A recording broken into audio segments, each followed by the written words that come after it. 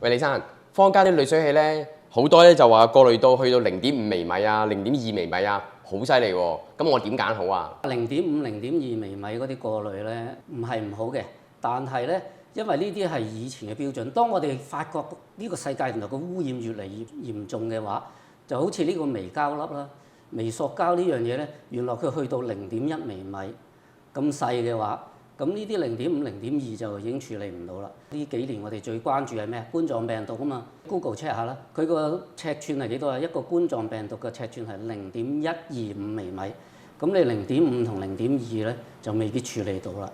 咁你應該要點做咧？咁就係要去揀一啲更加過濾精度更加精嘅啦，譬如話去到0.0幾啊，甚至乎你好似 RO 嗰啲0.00幾啊嗰啲咯。咁佢就會更加安全啦，所以你就最好揀一啲0.1去到0.1或者以下嘅。